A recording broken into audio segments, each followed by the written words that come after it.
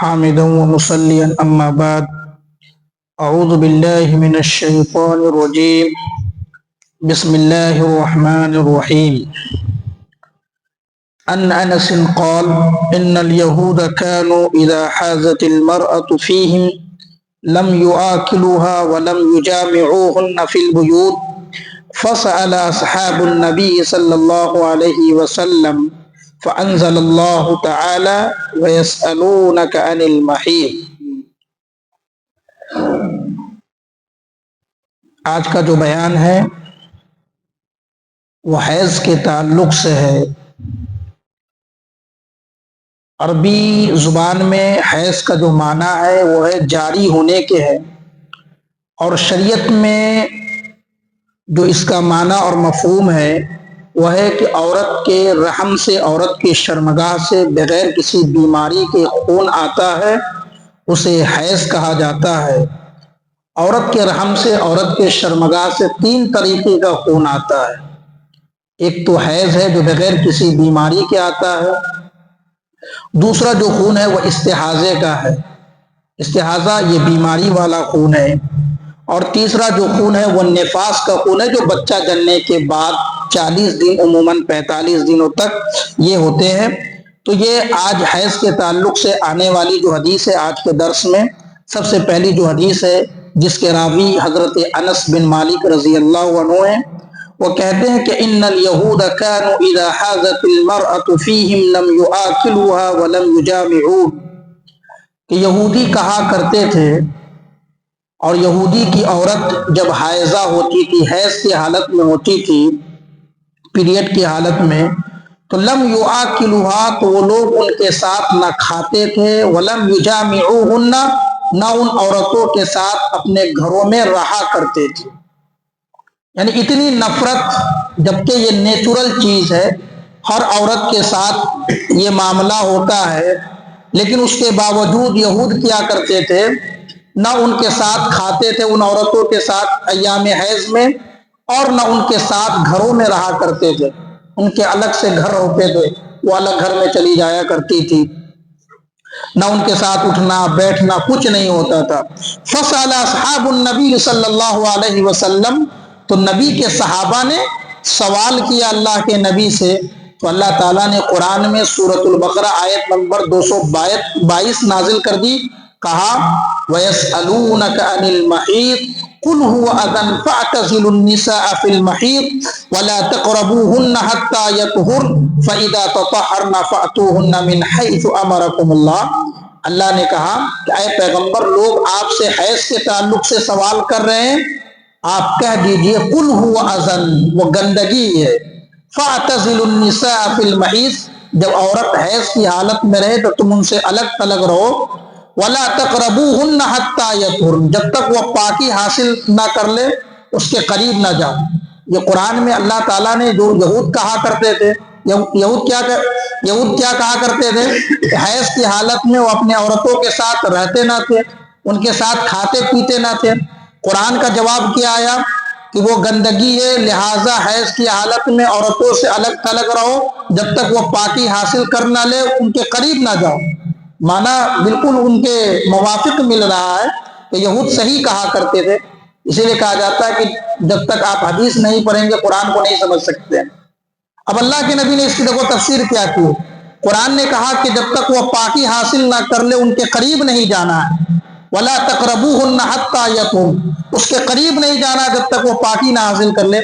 نبی کریم صلی اللہ علیہ وسلم نے اس آیت کی تفسیر کی اور کہا سنو، اصنعوا کل شیء الا النکاح، تم ہر چیز کر سکتے ہو سوائے نکاح کے، سوائے ہم بستری کے، اس کے علاوہ جو چیز چاہو اپنے بیوی کے ساتھ کر سکتے ہو، ان کے ساتھ اٹھ سکتے ہو، بیٹھ سکتے ہو، کھا سکتے ہو، پی سکتے ہو، سو سکتے ہو، ہر چیز کر سکتے ہو سوائے ہم بستری کے، سب کچھ کر سکتے ہو۔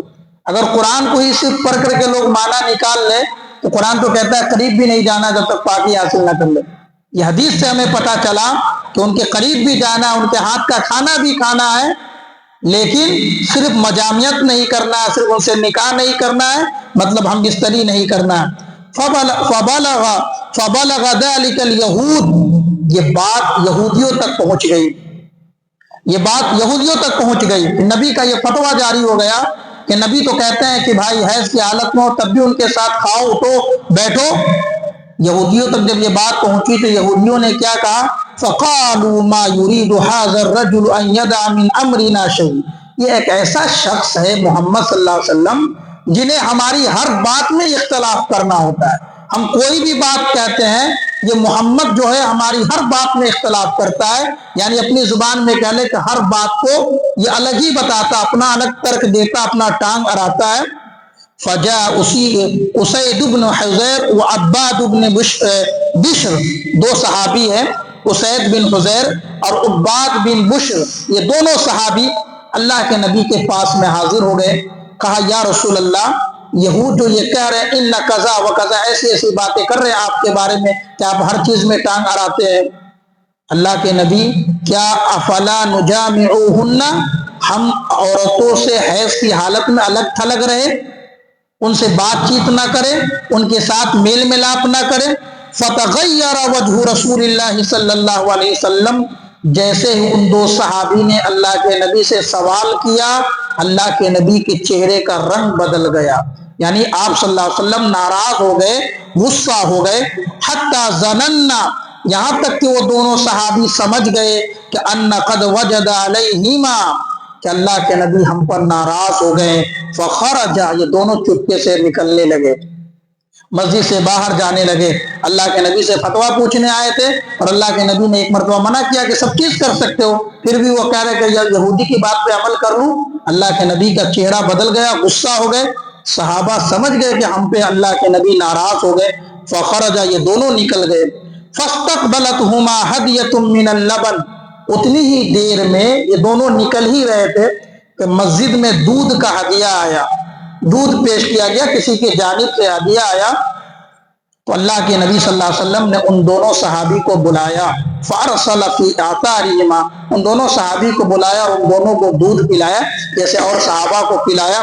تب یہ صحابہ کہتے، تب ہمیں لگا کہ اللہ کے نبی ناراض نہیں، غصہ نہیں، آپ صلی اللہ علیہ وسلم نے ہمیں پلا دیا، ہمیں کھلا دیا.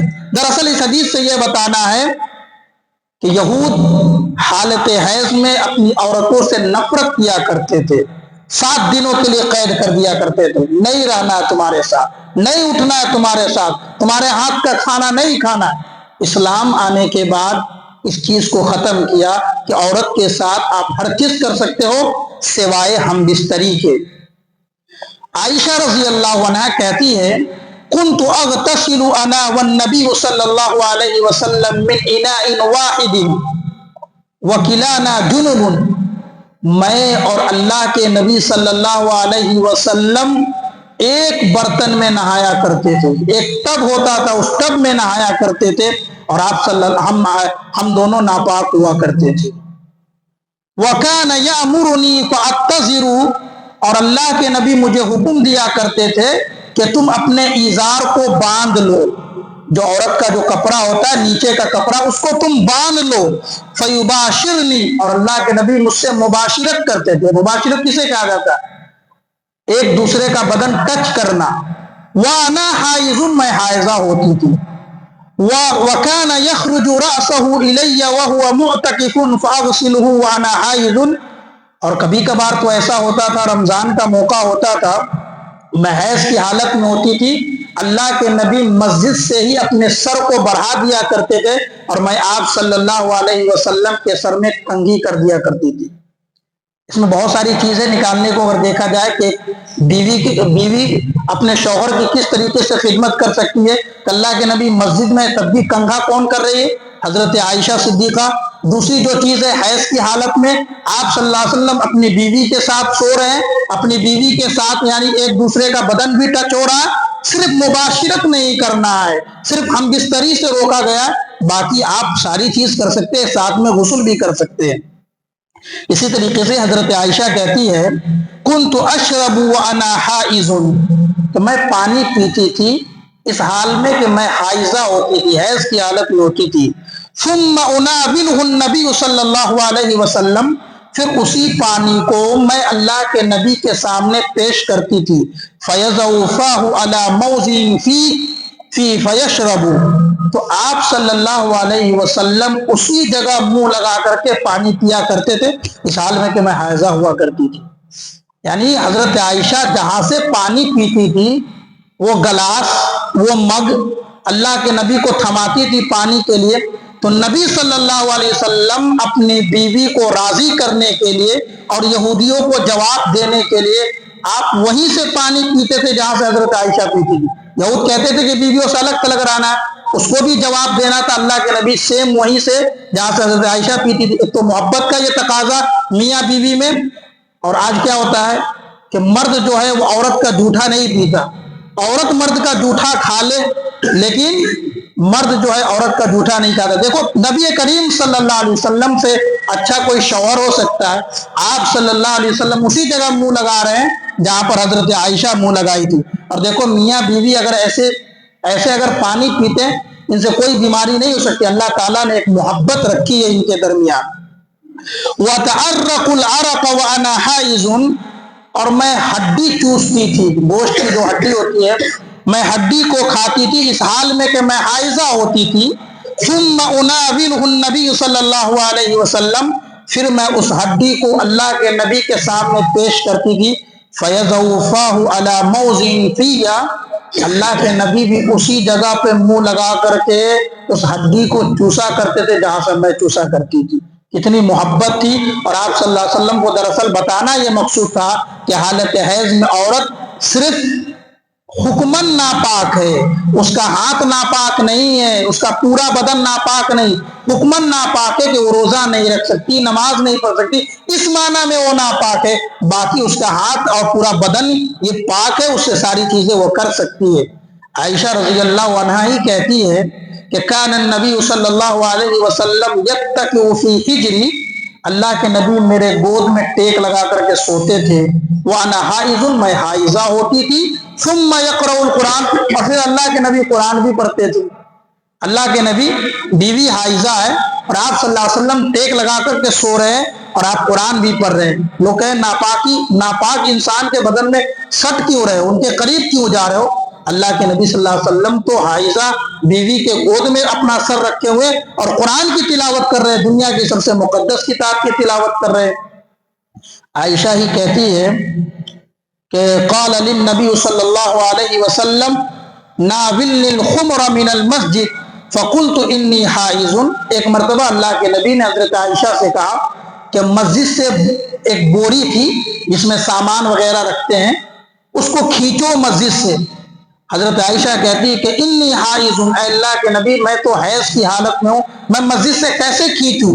اللہ کے نبی نے کہا ان حیضتک لیست فی یدک، تیرے ہاتھ میں حیض تھوڑی لگا ہوا ہے، تیرا ہاتھ تو پاک ہے۔ یعنی اگر کوئی انسان مسجد کے قریب اس کا ہاتھ جا سکتا ہے، اگر وہ ناپاک ہے تو کوئی چیز کھینچنا تو وہ کھینچ سکتا ہے۔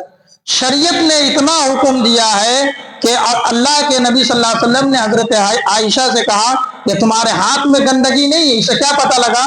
بدن میں گندگی نہیں ہوتی، یہ حکماً ناپاکی ہے کہ وہ نماز منع ہے، روزہ منع ہے، تلاوت منع ہے کہ وہ نہیں کر سکتی، باقی جو ہے وہ سارے کام کر سکتی ہے، اپنے شوہر کے لیے کھانا بنا سکتی ہے، یہ سارے کام حیض کی حالت میں عورت کر سکتی ہے۔ جو یہ پہلے سے رواج چلا آ رہا تھا یہودیوں کا، اسلام آنے کے بعد ان چیزوں کو ختم کیا گیا اور عورت کو پورا حق دیا گیا۔ اللہ تعالیٰ سے دعا ہے رب العالمین ہم سب کو ان کہی باتوں پر عمل کرنے کی توفیق عطا فرمائے۔